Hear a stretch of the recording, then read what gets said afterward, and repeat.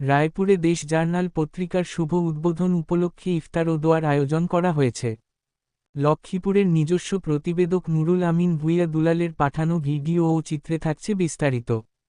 11ই March রোজ মঙ্গলবার 10ই রমজান স্থানীয় গুহা চাইনিজ রেস্টুরেন্টে দেশ জার্নাল পত্রিকার প্রিন্টের প্রকাশনা উপলক্ষে ইফতার ও দোয়ার আয়োজন করা হয়। এ সময় পত্রিকার সম্পাদক ও প্রকাশক সোহেল আলমের সভাপতিত্বেও প্রেসক্লাবের সাবেক সভাপতি মোস্তফা কামালের সঞ্চালনায় আলোচনা সভা ও দোয়ার মাহফিল অনুষ্ঠিত হয়।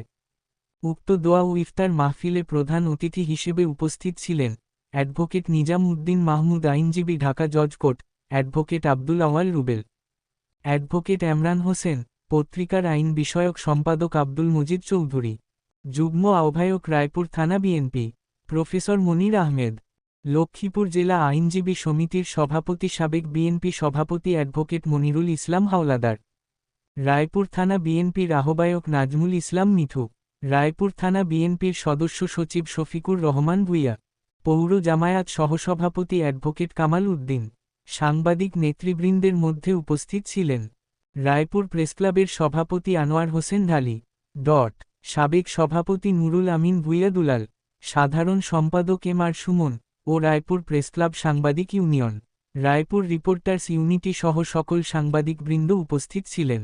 ইফতার মাহফিলে আরও উপস্থিত ছিলেন উপজেলার বিশিষ্ট ব্যক্তিবর্গ ও রাজনৈতিক দলের বিভিন্ন স্তরের নেতৃবৃন্দগণ। স্বাগত অতিথিদের মধ্যে সবাই দেশ জার্নাল পত্রিকার সাফল্য কামনা করে মোনাজাত ও দোয়া করেন।